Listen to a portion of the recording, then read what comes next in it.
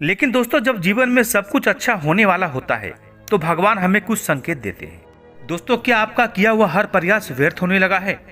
क्या आपके अपने आप से मुंह मोड़ ले रहे हैं? आपको लगता है इतनी पूजा भक्ति करने के बाद भी मेरे साथ ऐसा क्यों हो रहा है? लेकिन दोस्तों, जब जीवन में सब कुछ अच्छा होने वाला होता है तो भगवान हमें कुछ संकेत देते हैं। वही 7 दिव्य संदेश मैं आपको बताने जा रहा हूँ, जिसे जानकर आप भी समझ लेंगे कि हमारा समय अब अच्छा आने वाला है।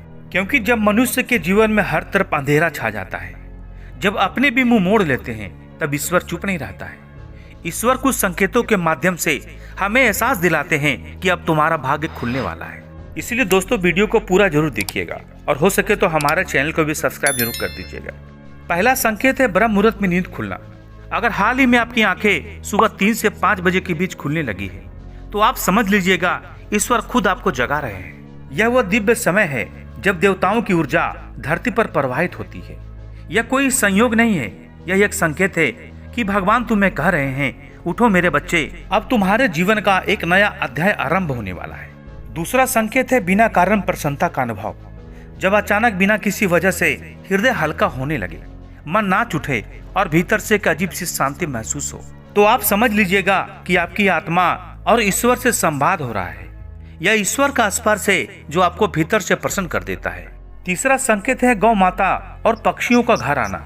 अगर हाल ही के दिनों में आपके आंगन में गौ माता आने लगी है या पक्षी घोंसला बना रहे हैं, तो समझ लीजिएगा कोई साधारण दृश्य नहीं है। गाय माता में स्वयं देवताओं का वास होता है और पक्षियों की चहचहाट में ईश्वर की प्रसन्नता का संकेत होता है। जब सृष्टि के ये जीव आपके पास आने लगे तो समझ लीजिएगा कि लक्ष्मी के कदम आपके घर की ओर बढ़ चुके हैं। चौथा संकेत होता है शिशुओं की मुस्कान।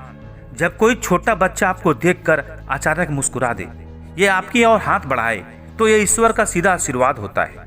शास्त्रों में भी कहा गया है, बालक मुखे हरहि बसत, यानी बालक के मुख में भगवान का वास होता है।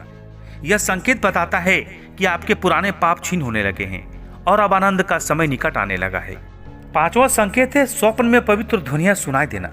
यदि रात को आपको सपनों में मंदिर की घंटियां, शंख की ध्वनियां या मंत्र उच्चारण सुनाई देने लगे, तो यह अत्यंत शुभ माना गया है।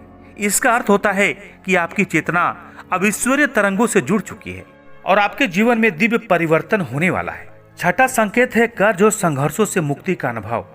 जब लंबे समय से रोका हुआ पैसा अचानक मिल जाए, जब कोई पुराना विवाद सुलझ जाए या जीवन की कठिन राह अचानक सरल बन जाए, तो आप समझ लीजिएगा ये आपकी मेहनत के साथ ही ईश्वर की कृपा भी है। भगवान कह रहे हैं, अब तेरा कर्म शुद्ध हो चुका है, अब समृद्धि का समय आ गया है।